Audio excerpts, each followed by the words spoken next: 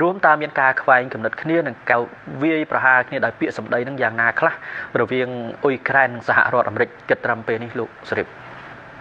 បាទមេដឹកនាំកម្ពុជានៃប្រទេសអ៊ុយក្រែននិងសហរដ្ឋអាមេរិកនេះហាក់ដូចជាខ្វែងគំនិតគ្នាកាន់តែខ្លាំងរិះគន់គ្នាកាន់តែខ្លាំងហើយជាសាធារណៈថែមទៀតដោយលោក Volodymyr Zelensky ប្រធានាធិបតីរបស់ប្រទេសអ៊ុយក្រែនបាននិយាយជាញឹកញាប់សូម្បីកាលពីថ្ងៃម្សិលមិញនេះក៏លោក Volodymyr Zelensky បានបញ្ជាក់ផងដែរថាមេដឹកនាំរបស់សហរដ្ឋអាមេរិកលោក Donald Trump ហាក់ដូចជាបំភ្លេចអ៊ុយក្រែនចោលហើយធ្វើកិច្ចការអ្វីៗគ្រប់យ៉ាងគឺតែជាមួយនឹងភាគីរុស្ស៊ីដែលជាសត្រូវរបស់ប្រទេសអ៊ុយក្រែនដោយមិននិយាយជាមួយនឹងខាងអ៊ុយក្រែនទេ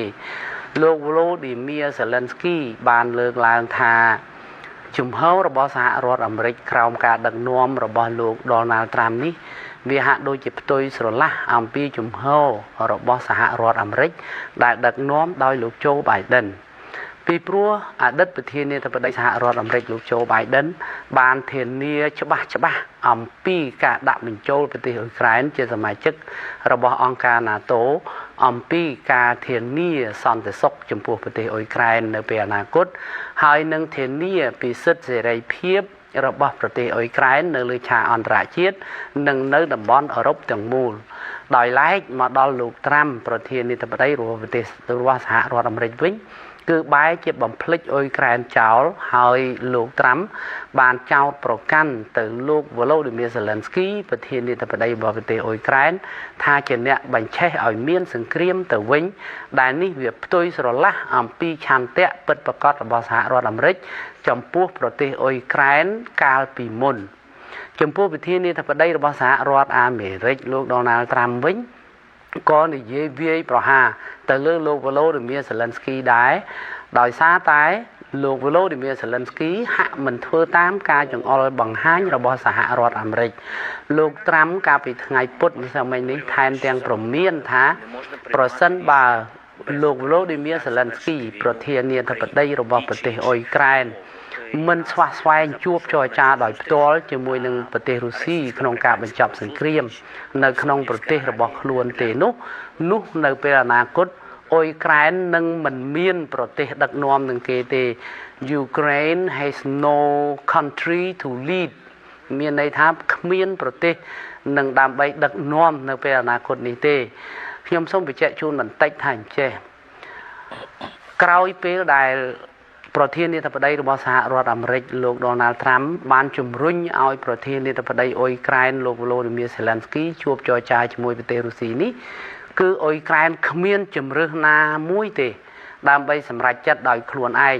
ដោយសារតែសហរដ្ឋអាមេរិកនិងប្រទេសរុស្ស៊ីបានគូសបន្ទាត់រួចជាស្រេចទៅហើយ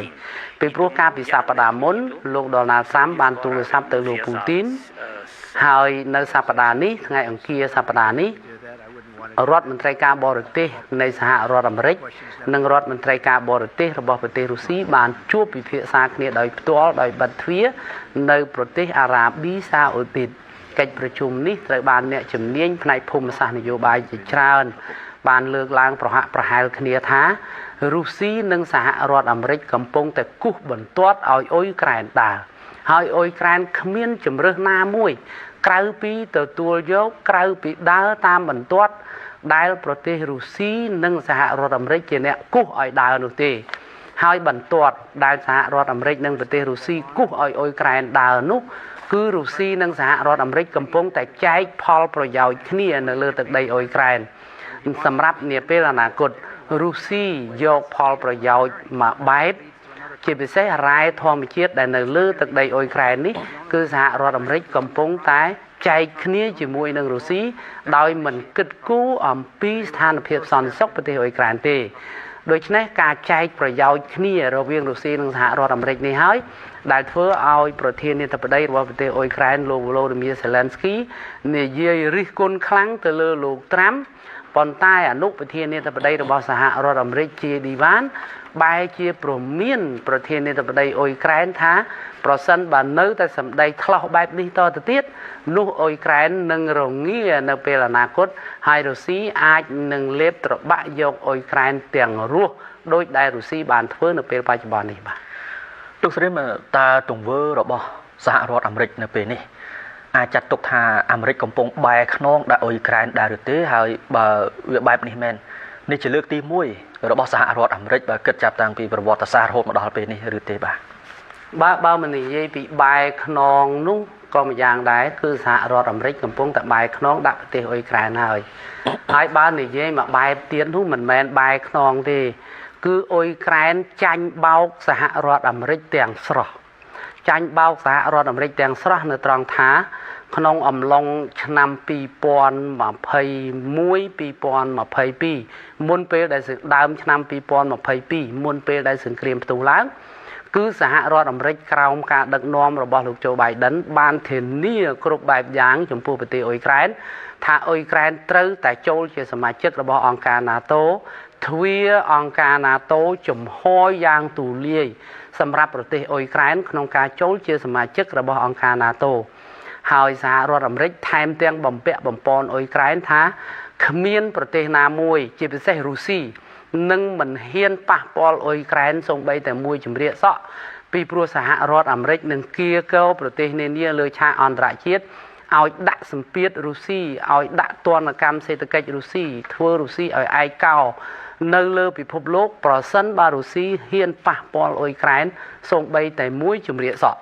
ប៉ុន្តែគ្រប់យ៉ាងត្រូវបានប្រែប្រួលក្រោមការដឹកនាំរបស់លោក Donald Trump ជាប្រធានាធិបតីរបស់សហរដ្ឋអាមេរិកនៅពេលនេះពេលដែលសហរដ្ឋអាមេរិកមិនអាចយកឈ្នះរុស្ស៊ីមិនអាចធ្វើសង្គ្រាមជាមួយរុស្ស៊ីតទៅទៀតនៅលើទឹកដីអ៊ុយក្រែន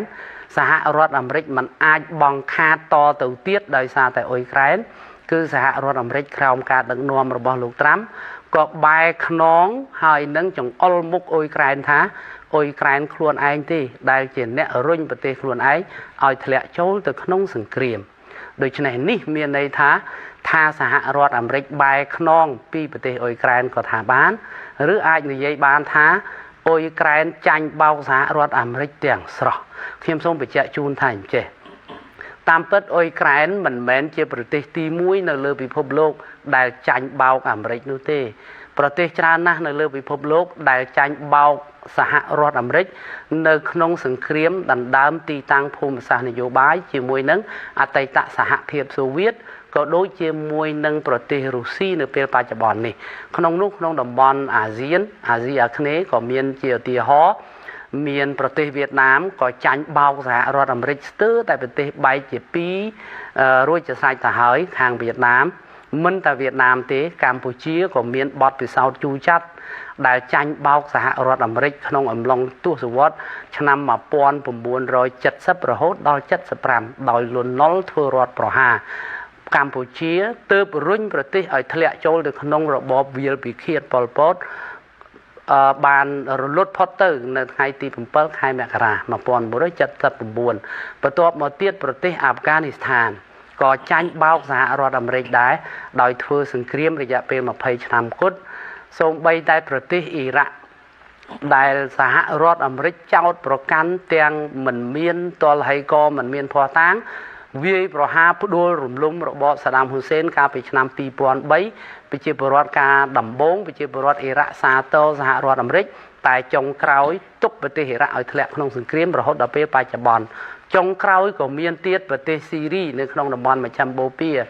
បដិវត្តពណ៌ដែលបញ្ឆេះដោយសហរដ្ឋអាមេរិកនិងសម្ព័ន្ធមិត្តប្រជាពលរដ្ឋស៊ីរីចាញ់បោកសហរដ្ឋអាមេរិកដែររុញប្រទេសឲ្យធ្លាក់ចូលក្នុងសង្គ្រាមស៊ីវិលចាប់តាំងពីឆ្នាំ2011រហូតដល់ពេលបច្ចុប្បន្ននេះសង្គ្រាមមិនទាន់ចប់ទេថ្មីត្បិតតែរបបប្រធានាធិបតីបាសាអាល់អាសាដដួលរលំមែនតែស៊ីរីមិនទាន់មានមេដឹកនាំពិតប្រាកដទេ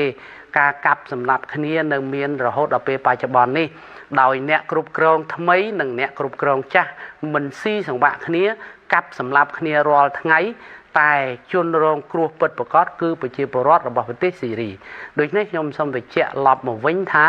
ប្រទេសអ៊ុយក្រែនក៏ចាញ់បោកសហរដ្ឋអាមេរិកទាំងស្រុងដែរ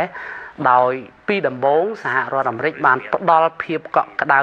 និងផ្ដល់ក្តីសង្ឃឹមខ្ពស់ដល់ប្រទេសអ៊ុយក្រែនក្នុងការចូលជាបកសម្ព័ន្ធអង្គការ NATO តែទីបំផុតសហរដ្ឋអាមេរិកកន្លះដៃនិងចង្អុលមុខអ៊ុយក្រែនថាអន់គ្មានសមត្ថភាព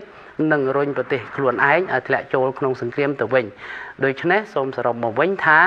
ប្រទេសអ៊ុយក្រែនអាចនិយាយថាចាញ់បោកសហរដ្ឋអាមេរិកក៏ថាបានឬថាសហរដ្ឋអាមេរិកក្រោមការដឹកនាំរបស់លោកដូណាល់ត្រាំបែកខ្នងដាក់អ៊ុយក្រែនទាំងស្រុងក៏ថាបានដែរបាទបាទសូមអរគុណលោកសេរីមានបន្តតាមដានបន្តទៀតអំពីបញ្ហាសង្គ្រាមរុស្ស៊ីនិងអ៊ុយក្រែននេះជម្រាបលាបាទអរគុណទូរទស្សនិកជនថ្ងៃនេះគឺថ្ងៃទី20ខែកុម្ភៈឆ្នាំ2025ហើយបើយើងគិតទៅថ្ងៃនេះគឺត្រូវនឹងខួប1ខែគត់បន្ទាប់ពីលោកដូណាល់ត្រាំបានចូលកាន់តំណែងជាប្រធានាធិបតីសហរដ្ឋអាមេរិកជាថ្មីគឺលោកបានស្បត់ចូលកាន់តំណែងគឺនៅថ្ងៃទី20ខែមករាឆ្នាំ2025នៅក្នុងអំឡុងខែដំបូងដែលលោកចូលកាន់តំណែងនេះគេបានមើលឃើញអំពីភាពជ្រួលច្របល់បានកើតមានឡើងទាំងនៅក្នុងក្របខ័ណ្ឌសហរដ្ឋអាមេរិកនិងនៅក្រៅប្រទេសនៅថ្ងៃប្រហោះនេះគឺខួប1ខែគត់ចាប់តាំងពីលោកត្រាំបានត្រឡប់មកកាន់កៅអីសេតវិមានវិញលោកបានធ្វើឲ្យរឿងរ៉ាវជាច្រើនរង្គោះរង្គើខណៈលោកកែប្រែរបៀបវិរៈរបស់រដ្ឋបាលចាស់និងផ្លាស់ប្ដូរគោលនយោបាយនានារបស់អាមេរិកដែលនេះបានធ្វើឲ្យមានភាពច្របូកច្របល់រាលដាលនៅជុំវិញប្រទេសនិងពិភពលោកលោកបានជាប់តលេខាលើក្រឹតចំនួន70ក្រឹតនៅក្នុងរយៈពេល30ថ្ងៃដំបូងនៃតំណែង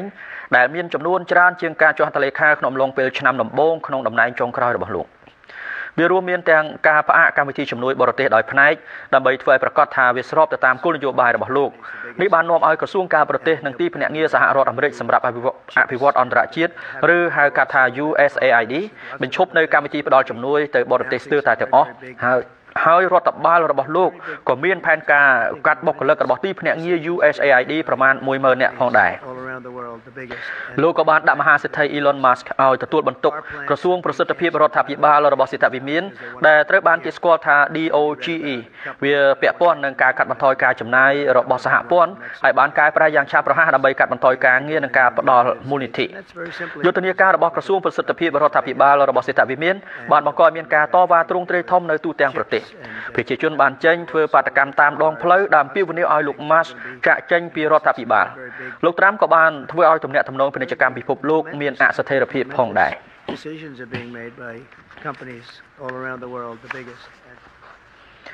ការស្ទង់